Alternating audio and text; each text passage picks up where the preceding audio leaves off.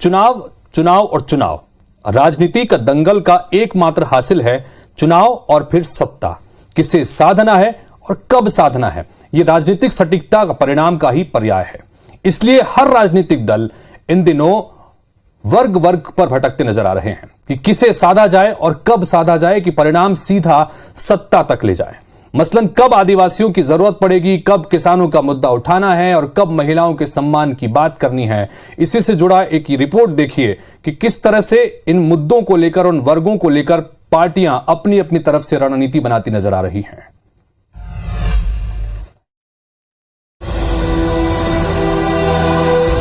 मध्य प्रदेश में एक बार फिर किसान सियासत के केंद्र में। बीजेपी और कांग्रेस के राडार पर आए किसान कर्ज माफी के हेरफेर में उलझे हुए हैं।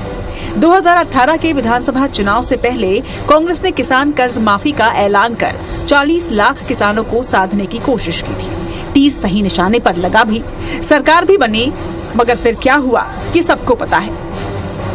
सरकार गिरने के बाद शिवराज सरकार ने किसान कर्ज माफी को ही कटघरे में खड़ा कर दिया और फिर किसानों के लिए कई तरह की योजनाएं लागू कर दी। मुख्यमंत्री शिवराज सिंह चौहान ने हाल ही में ये ऐलान कर बड़ा दांव चलने की कोशिश की है। राज्य सरकार डिफॉल्टर किसानों की कर्ज की राशि का ब्याज चुकाएगी। चाहे केंद्र की सरकार ने किसान सम्मान निधि किसानों को दी है और उसमें और इजाफा करते हुए माननीय मुख्यमंत्री जी ने उसको 10,000 रुपए तक किया हो, किसानों को उचित मात्रा में खाद और बीज उपलब्ध कराने की बात हो, 0% ब्याज पर ऋण देने की बात हो, जो कांग्रेस की सरकार की कुनीति के कारण किसान जो डिफॉल्टर हो गए उनको भी सभी सुविधाएं देने की बात हो, तो हमने तो किसानों के हित में काम किया है। भले शिवराज सरकार प्रधानमंत्री सम्मान किसान निधि से 6,000 के साथ मुख्यमंत्री किसान कल्याण योजना के 4,000 रुपए भी दे रही है, लेकिन सबसे बड़ा दाव मुख्यमंत्री ने डिफॉल्टर किसानों के कर्ज माफी का ब्याज भरने का ऐलान कर चला है। आलम यह है कि प्रदेश में डिफॉल्टर किसानों की संख्या साल दर साल बढ़ रही है और इसमें कोई कमी नहीं आ रही। कांग्रेस ने ऐलान किया है कि वो अपने वचन पत्र में किसान कर्ज माफी का ऐलान करेगी। जिन किसानों का कर्जा माफ नहीं हुआ है उनका माफ किया जाएगा। जब किसान परेशान रहा, जनता परेशान रही, तब तो याद नहीं आया। तब तो मंत्रिमंडल के अंदर सारे विरोध और सब चीज़ें चल रही थी, विवाद चल रहे थे, भाजपा की गुटबाजी चल रही थी। लेकिन आज जब देख रहे हैं कि सीधे तौर के ऊपर चुनाव हारने वाली है भारतीय जनता पार्टी, तो इस तरह की बातें की जा रही हैं कि ब्याज माफ़ी और हमने जब सरकार में रहते हुए कर्ज माफ़ी कमलनाथ जी के नेतृत्व में शुरुआत की थी, तो उसको कंटिन्यू क्यों नहीं किया, उसको जारी क्यों नहीं रखा। सरकार सरकार होती है, किसी भी पार्टी की हो। उधर मध्य प्रदेश में आने वाले चुनाव में एक बार फिर कांग्रेस किसान का 3 लाख तक का कर्ज माफ करने का ऐलान करने की तैयारी में है।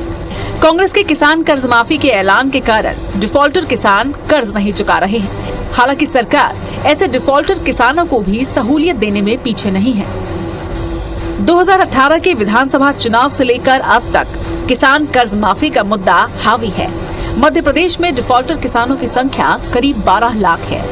किसान प्रदेश सरकार की ब्याज मुक्त अल्पावधि ऋण योजना का फायदा लेते हैं। ये लोन खरीफ और रबी फसलों के लिए दिया जाता है, लेकिन जिला सहकारी केंद्रीय बैंक की रिकवरी उतनी नहीं जितनी होनी चाहिए। बैंकों का किसानों पर कुल 19,417 करोड़ रुपए बकाया है और यही राशि चुकाने नहीं वाले किसान डिफॉल्टर की श्रेणी में आते हैं। अब निगाह इस बात पर है कि 2023 के चुनाव में बीजेपी सरकार की किसान हितैषी योजनाओं और डिफॉल्टर किसानों को कर्ज की राशि चुकाने पर ब्याज नहीं देने की सुविधा चुनाव पर असर डालती है या फिर कांग्रेस अपनी पुराने किसान कर्ज माफी नीति के दम पर सत्ता में वापसी करती है। सुधीर दंडौतिया के साथ ब्यूरो रिपोर्ट IBC 24 भोपाल।